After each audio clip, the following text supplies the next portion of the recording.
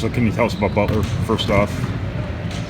Yeah, for us going against, teams like that have, very good guards, physical, big guys, but also big guys that can shoot from the perimeter. And that's a really tough thing to play a team when they have good balance, but also the experience. Their issue has been just the availability. They've had a lot of injuries. They've had guys out. They've had guys back and forth, and just trying to get that consistency. But you see when they've put it all together. Obviously, they had a great win at Oklahoma. They had a couple guys come in off the bench that didn't play very much that really helped them grind that game out. But we know it's going to be physical. We know it's going to be tough. They have a couple. They got a lot of guards. They got guards that can dribble and make plays. They got guards that are great defensively.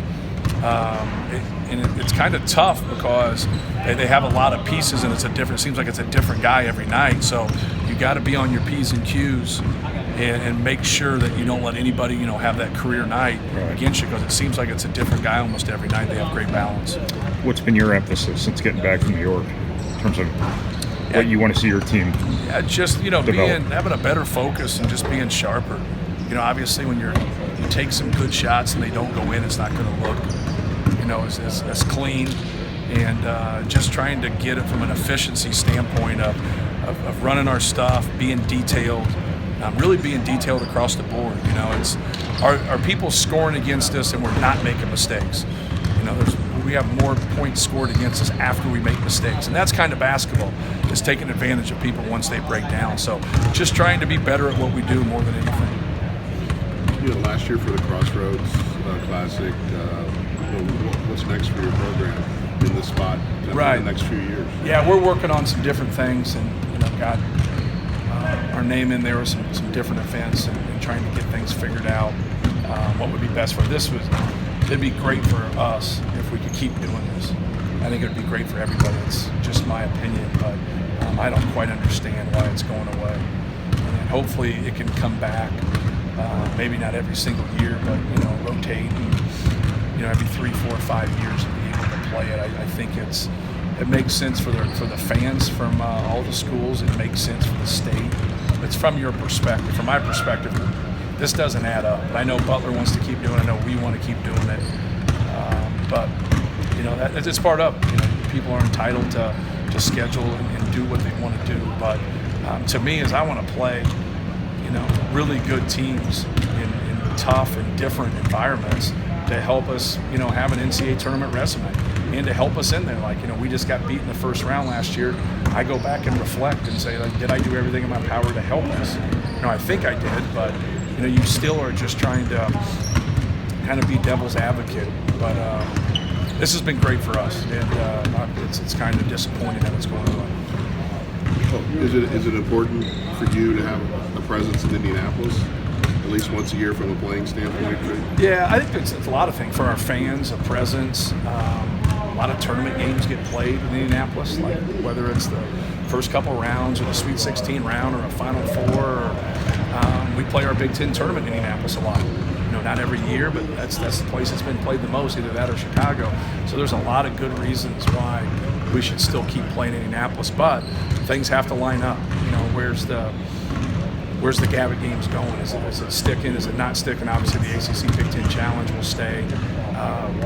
Those weekends that we have playing Big Ten games too in December, that comes into play there. So just there's some moving pieces, but you need to get 5 or 6 teams for sure that you feel are high major caliber teams, and then with your rest 5 or 6, depending on how things unfold with the first part, trying to play teams that have a chance to win their league, and that's what we do.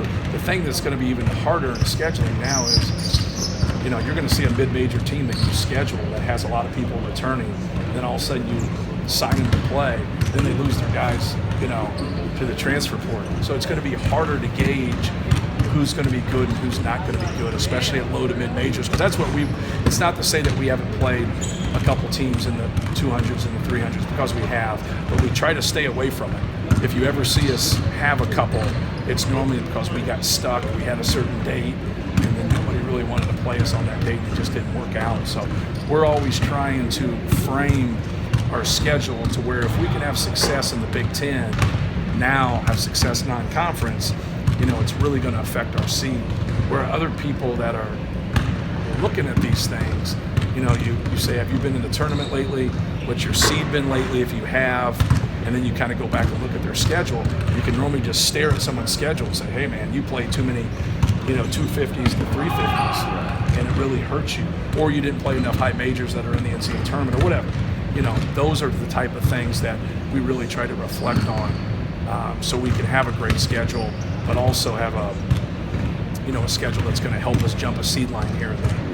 You talked about Sunday's game about making some adjustments and doing some more things to help your team. Yeah. What did you get out of that? Have you arrived at anything going into Saturday? Ask me that after the Butler game, because that's one of those after the game things. But no, it's our concentration, and it's not like sometimes you get young guys, and it's everybody. Like, our concentration just has to be better, and it's what I told you guys all along. Like, who are we when we don't make some shots? When we start 0 for 7 against NC State from 3, we go 5 for 22 from 3 against Rutgers. I think that's what we were. We 5 for 22 in one of those games. Rutgers were a little bit better than that. But it wasn't. It might have been NC State. Might have been NC State. Yeah. Then the next game, in the previous game before that, with Rutgers, we might have shot a little bit better, but it still wasn't great. Like, who are we when that happens?